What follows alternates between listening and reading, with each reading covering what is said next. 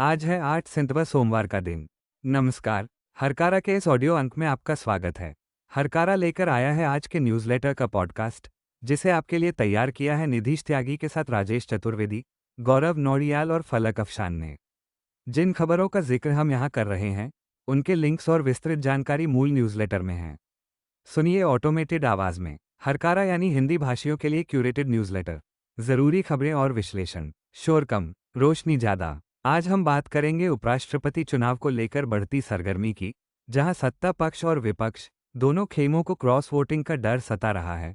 साथ ही नजर डालेंगे भारत और अमेरिका के रिश्तों में आए तनाव पर। एक तरफ ट्रंप दोस्ती की बात कर रहे हैं, तो वहीं उनके ही अधिकारी भारत पर तीखे हमले कर रहे हैं। इसके अलावा जानेंगे कि कैसे रूसी तेल को लेकर अमेरिका ने नई धमकी दी है। यूक्रेन से खबर है कि रूस ने अब तक का सबसे बड़ा हवाई हमला किया है, जिसमें एक सरकारी इमारत को निशाना बनाया गया है। और जानेंगे कि कैसे रविवार की रात बादलों के बीच ब्लड मून या पूर्ण चंद्रग्रहण देखने को मिला। वहीं हॉकी में भारत ने 8 साल बाद पुरुष एशिया कप का खिताब अपने नाम कर लिया है। इन खबरों के अलावा भी देश और दुनिया की कई और अहम खबरें होंगी आज के हरकारा में। उपराष्ट्रपति चुनाव से ठीक 2 दिन पहले सत्तारूढ़ एनडीए और विपक्षी इंडिया ब्लॉक दोनों ही खेमों में जोर शोर से तैयारियां चल रही हैं। द हिंदू के मुताबिक दोनों पक्षों ने अपने सांसदों को मतदान प्रक्रिया पर प्रशिक्षित करना शुरू कर दिया है। प्रधानमंत्री नरेंद्र मोदी, अन्य भाजपा मंत्रियों और सांसदों ने रविवार को नई दिल्ली में शुरू हुई 2 दिवसीय संसद कार्यशाला में हिस्सा लिया। वहीं इंडिया ब्लॉक सोमवार को अपने सांसदों के लिए एक अभ्यास मतदान यानी मॉक पोलिंग सत्र आयोजित करेगा। ये तैयारी दिखाती है कि दोनों पक्ष इस चुनाव को कितनी गंभीरता से ले रहे हैं। भाजपा के भीतर क्रॉस वोटिंग की अफवाहों के बीच एनडीए कोई जोखिम नहीं लेना चाहता और यह पक्का करना चाहता है कि हर वोट सही तरीके से डाला जाए।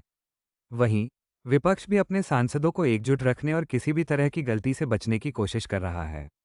भाजपा की कार्यशाला में जीएसटी सुधारों पर एक प्रस्ताव भी पारित किया गया। इस बीच कांग्रेस अध्यक्ष मल्लिकार्जुन खड़गे ने पंजाब और देश के दूसरे हिस्सों में बाढ़ से हुई तबाही का हवाला देते हुए विपक्षी सांसदों के लिए आयोजित होने वाले डिनर को रद्द कर दिया है। भाजपा ने भी इसी कारण से अपने सांसदों के लिए एक डिनर रद्द कर दिया था। दोनों गठबंधनों द्वारा डिनर रद्द करना बाढ़ प्रभावित लोगों के प्रति सहानुभूति दिखाने का एक राजनीतिक कदम है। हालांकि मुख्य ध्यान मतदान प्रक्रिया के प्रशिक्षण पर है, ताकि एक भी वोट अमान्य न हो। सोमवार को प्रशिक्षण सत्र होंगे, जिसके बाद मंगलवार को उपराष्ट्रपति पद के लिए मतदान होगा। इसका नतीजा ये तय करेगा कि राज्यसभा का अगला सभापति कौन होगा, जो सरकार के विधायी एजेंडे के लिए बेहद महत्वपूर्ण होगा। इस चुनाव को लेकर द वाया में संजय के झा का एक विश्लेषण है, जिसका शीर्षक है, क्या यह मोदी शाह के लिए एक टाला जा सकने वाला संकट है। झा लिखते हैं कि प्रधानमंत्री नरेंद्र मोदी की उपराष्ट्रपति जगदीप धनखड़ को हटाने की योजना विपक्ष के लिए एक सुनहरा अवसर बन गई है। सरकार को आशंका है कि आरामदायक बहुमत होने के बावजूद उसे हार का सामना करना पड़ सकता है, जो मोदी शाह की जोड़ी की रणनीतिक कमजोरी को उजागर करता है। ये डर अंकों के खेल से नहीं, बल्कि राजनीतिक माहौल से पैदा हुआ है। राजनीतिक गलियारों में भाजपा के भीतर बगावत की चर्चा जोरों पर है। अगर भाजपा के कुछ सदस्य क्रॉस वोटिंग कर देते हैं, तो चुनाव में एक हैरान करने वाला नतीजा आ सकता है। विपक्षी दलों ने जस्टिस बी सुदर्शन रेड्डी को मैदान में उतारकर मुकाबला खड़ा कर दिया है, जिससे आंध्र प्रदेश और तेलंगाना के सांसदों के मन में दुविधा है। हालांकि उनकी जीत की संभावना कम है, लेकिन अगर बीजू जनता दल, भारत राष्ट्र समिति और एकनाथ शिंदे की शिवसेना भी विपक्षी उम्मीदवार का समर्थन कर दे और भाजपा को आंतरिक बगावत का सामना करना पड़े, तो खेल खत्म हो जाएगा। अफवाहों को और हवा अंबानी समूह की भूमिका को लेकर चल रही अटकलों से मिली है। अनिल अंबानी पर छापे और वंतारा में जांच ने अटकलों को जन्म दिया है। झा सवाल उठाते हैं कि अगर सरकार के गिरने की कोई संभावना नहीं है, तो प्रबंधक अपने सांसदों को एकजुट रखने के लिए इतनी बेताब कोशिश क्यों कर रहे हैं। मोदी और शाह के फोन कॉल्स के अलावा सांसदों को मनाने के लिए लंच, डिनर और कार्यशालाएं आयोजित की जा रही हैं। झा के मुताबिक मोदी इतने कमजोर पहले कभी नहीं दिखे। अब बात भारत अमेरिका संबंधों में आए ताज़ा तनाव की। प्रधानमंत्री नरेंद्र मोदी ने अमेरिकी राष्ट्रपति डोनाल्ड ट्रंप की टिप्पणियों पर एक उत्साहित सोशल मीडिया पोस्ट किया, लेकिन उसके तुरंत बाद व्हाइट हाउस के व्यापार सलाहकार पीटर नवारो की तरफ से तीखी आलोचना और ट्रंप के वफादार जेसन मिलर की तरफ से ओवल ऑफिस की एक तस्वीर सामने आई। द वाया के मुताबिक ये घटनाक्रम भारत अमेरिका संबंधों में बढ़ते तनाव को दर्शाता है। एक तरफ भारतीय प्रधानमंत्री संबंधों को सकारात्मक दिखाने की कोशिश कर रहे हैं, वहीं अमेरिकी प्रशासन के भीतर से तीखी और विरोधाभासी आवाजें उठ रही हैं। रविवार को पीटर नवारो ने एक्स पर एक कम्युनिटी नोट को बकवास बताया, जिसमें रूसी तेल की दिल्ली की खरीद पर उनकी आलोचना को दोहरा मापदंड कहा गया था। नवारो ने कहा कि यह मोदी सरकार की स्पिन मशीन का तेज गति से चलना है। उन्होंने नई दिल्ली से यूक्रेनियों को मारना बंद करने और अमेरिकी नौकरियां लेना बंद करने का आह्वान किया। ये सब उस तनावपूर्ण सप्ताह के अंत में हुआ जब ट्रंप ने कहा था कि भारत और रूस चीन के हाथों खो गए हैं। हालांकि बाद में उन्होंने ये भी कहा कि मोदी एक अच्छे दोस्त हैं, लेकिन वह इस विशेष क्षण में जो कर रहे हैं वो मुझे पसंद नहीं है। मोदी ने ट्रंप की टिप्पणी के केवल सकारात्मक हिस्से पर प्रकाश डाला। ये स्पष्ट है कि अमेरिकी प्रशासन भारत की रूस और चीन के साथ बढ़ती नज़दीकियों से नाखुश है और भारत पर दबाव बनाने के लिए सार्वजनिक बयानबाजी का सहारा ले रहा है। उधर अमेरिकी ट्रेजरी सचिव स्कॉट बेसेंट ने रविवार को कहा कि अगर वाशिंगटन और यूरोपीय संघ मॉस्को से कच्चा तेल खरीदने वाले देशों पर और अधिक द्वितीयक प्रतिबंध लगाते हैं तो रूसी अर्थव्यवस्था ढह जाएगी। ये बयान भारत के लिए एक सीधी चेतावनी है, जो रूसी तेल का एक बड़ा खरीदार है। ट्रंप प्रशासन पहले ही रूसी तेल की खरीद के लिए भारत पर 50% का भारी टैरिफ लगा चुका है। बेसेंट की टिप्पणी से संकेत मिलता है कि अमेरिका भारत जैसे देशों पर दबाव बढ़ाने के लिए तैयार है, जो अमेरिकी भारत संबंधों को और तनावपूर्ण बना सकता है।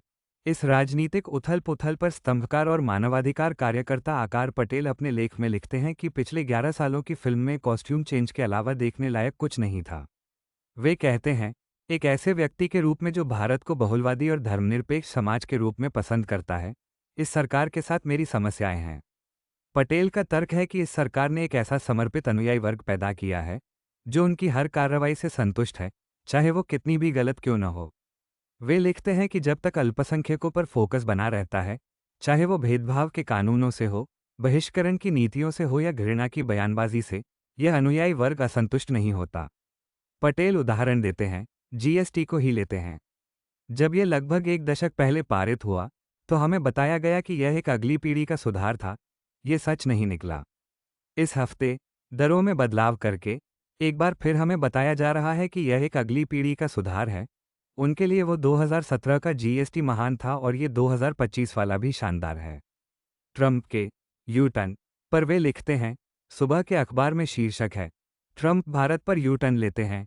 क्या उन्होंने अपने 50% शुल्क को वापस लिया? नहीं। तो यू टर्न कहाँ है? ये भक्तों के दिमाग में है। पटेल चीन नीति में आए बदलाव पर भी सवाल उठाते हैं। 5 साल से इस राष्ट्र को चीन को दुश्मन के रूप में देखने के लिए कहा गया। अब चीन हमारा सहयोगी है। ये हम हैं जो परिस्थितियों के अनुकूल होने के लिए अपने दिमाग को फिर से संरेखित कर रहे हैं। कर्नाटक से खबर है कि 2023 के विधानसभा चुनाव से पहले कलबुर्गी जिले के आलंद विधानसभा क्षेत्र में 5,994 मतदाताओं के नाम फर्जी तरीके से हटाने के एक सुनियोजित प्रयास की जांच रोक गई है।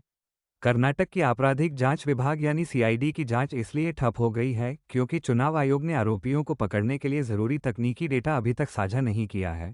कांग्रेस ने आरोप लगाया है कि चुनाव आयोग अपराधियों को बचाने की कोशिश कर रहा है। वरिष्ठ कांग्रेस नेता और आलंद के विधायक बीआर पाटिल ने यह मामला उठाया था। जमीनी सत्यापन में पता चला था कि दायर किए गए 6018 फॉर्म -7 में से 5,994 फर्जी थे। अब विधायक पाटिल सुप्रीम कोर्ट में याचिका दायर करने पर विचार कर रहे हैं। कांग्रेस अध्यक्ष मल्लिकार्जुन खड़गे ने एक्स पर पोस्ट किया, क्या ईसीआई अब वोट चोरी के लिए भाजपा का बैक ऑफिस है? बिहार में भी वोटर लिस्ट को लेकर एक चौंकाने वाली रिपोर्ट सामने आई है।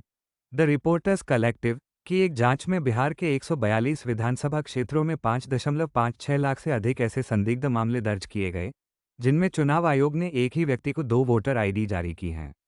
इन मामलों में वोटर और उनके संबंधियों के नाम पूरी तरह मेल खाते हैं और आईडी में उम्र का अंतर 0 से 5 साल है। 1.29 लाख मामलों में तो उम्र भी हूबहू मिलती है। टीम जब इनमें से कुछ डुप्लीकेट वोटरों से मिलने जाले विधानसभा पहुंची, तो 20 वर्षीय ज्योति देवी का नाम 2 बार वोटर सूची में दर्ज मिला। पड़ोसियों ने बताया कि ज्योति दिल्ली में रहती हैं, लेकिन बिहार की ड्राफ्ट मतदाता सूची में उनका नाम 2 अलग-अलग आईडी के तहत दर्ज है। विवरण वही, केवल पता और पासपोर्ट फोटो अलग-अलग।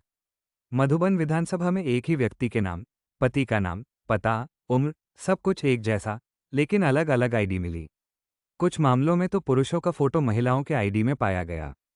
चुनाव आयोग का दावा है कि उसका सॉफ्टवेयर ऐसी गड़बड़ियां पकड़ लेता है, लेकिन लाखों संदिग्ध अब भी सूची में हैं। बिहार में ही जेडीयू ने आगामी विधानसभा चुनावों के लिए एनडीए सहयोगियों के साथ सीट बंटवारे की बातचीत से पहले अपना दबदबा साबित करने का दांव खेल दिया है। पार्टी अध्यक्ष और मुख्यमंत्री नीतीश कुमार ने बक्सर में आयोजित एक पार्टी बैठक में मंच पर मौजूद भाजपा के वरिष्ठ नेता और उपमुख्यमंत्री सम्राट चौधरी की मौजूदगी में राजपुर सीट के लिए एक तरफा उम्मीदवार की घोषणा कर दी। ये कदम ऐसे समय में उठाया गया है जब कुछ दिन पहले ही पार्टी ने कहा था कि वो भाजपा से कम एक सीट अधिक पर चुनाव लड़ना चाहती है। 2020 में जेडीयू को केवल 43 सीटें मिली थीं, जबकि भाजपा ने 74 सीटें जीती थीं। इसके बावजूद जेडीयू लगातार संकेत दे रही है कि वो इस बार अधिक सीटों पर चुनाव लड़ेगी। लद्दाख से लेकर तमिलनाडु तक रविवार की रात आकाश देखने वाले लोग ब्लड मून या पूर्ण चंद्रग्रहण को देखने के लिए चांद की ओर नजरें टिकाए थे। रात 9:57 पर पृथ्वी की छाया ने चांद को धीरे धीरे ढकना शुरू कर दिया। इस दौरान कई जगहों पर मूसलाधार बारिश और बादलों के बीच चांद लुका छिपी करता दिखा। पीटीआई के मुताबिक भारतीय खगोल विज्ञान संस्थान ने बेंगलुरु, लद्दाख और तमिलनाडु में अपने टेलीस्कोप चंद्रमा की ओर घुमाए और इस प्रक्रिया को सोशल मीडिया पर लाइव स्ट्रीम किया। ये पूर्ण चंद्रग्रहण एशिया, यूरोप, अफ्रीका और पश्चिमी ऑस्ट्रेलिया के कई हिस्सों से देखा गया। भारत में ये 2022 के बाद सबसे लंबा पूर्ण चंद्रग्रहण था। अगला पूर्ण चंद्रग्रहण 31 दिसंबर 2028 को भारत से दिखाई देगा। अब कुछ अंतर्राष्ट्रीय खबरें। जापान के प्रधानमंत्री शिगेरू इशिबा ने रविवार को अपने पद से इस्तीफा दे दिया है। इससे दुनिया की चौथी सबसे बड़ी अर्थव्यवस्था में नीतिगत अनिश्चितता का एक लंबा दौर शुरू हो सकता है। पिछले साल ही सत्ता में आए इशिबा के नेतृत्व में उनका सत्तारूढ़ गठबंधन जीवन यापन की लगातार बढ़ती लागत को लेकर मतदाताओं की नाराजगी के बीच संसद के दोनों सदनों में बहुमत खो बैठा था, जिसके बाद उन्होंने इसकी जिम्मेदारी लेते हुए इस्तीफा दे दिया। असम के मुख्यमंत्री हिमंता बिस्वा शर्मा पर मानवाधिकार कार्यकर्ता हर्ष मंदर ने गंभीर आरोप लगाए हैं। स्क्रॉल में प्रकाशित अपने लेख में मंदर कहते हैं कि शर्मा की जहरीली भाषा असम को तोड़ रही है। उनका आरोप है कि शर्मा के भाषण लगातार एक समुदाय विशेष, खासकर बंगाली मुस्लिम समुदाय के खिलाफ होते हैं। उनके नेतृत्व में उठाए गए कदम, जैसे कि अवैध अतिक्रमण के नाम पर बड़ी संख्या में घरों को तोड़ना, इसी समुदाय के खिलाफ लक्षित अभियान के रूप में देखे जा रहे हैं।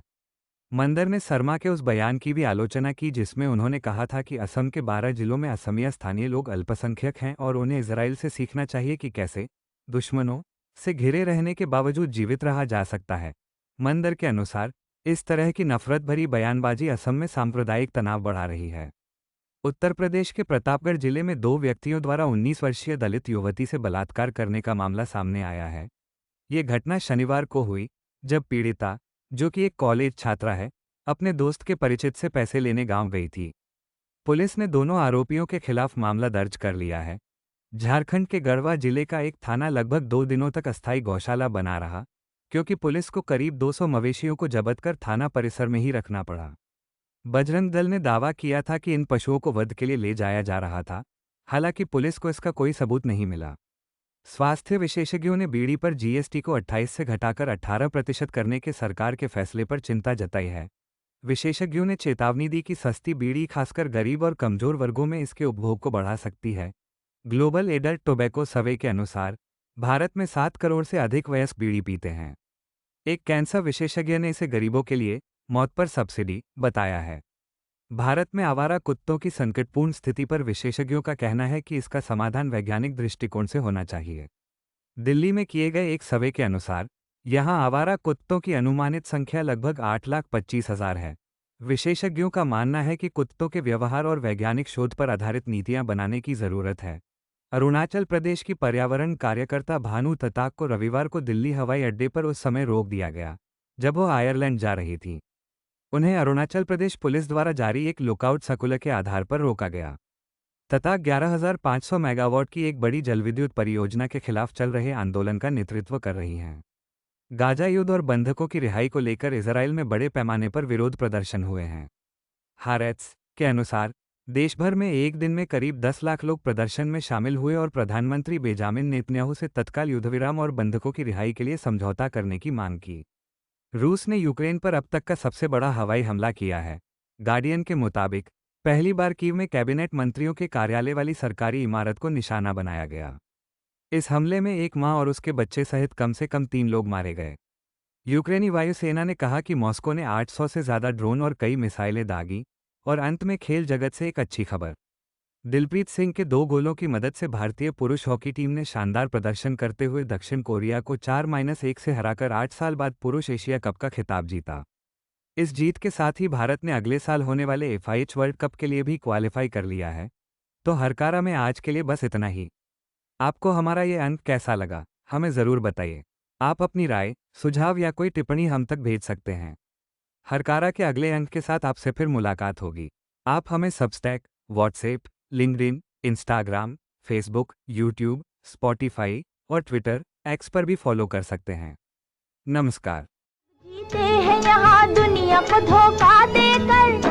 आज की ताजा खबर, आज की ताजा खबर, आज की ताजा खबर। आओ काका जी इधर, आओ मामा जी इधर, सुनो दुनिया।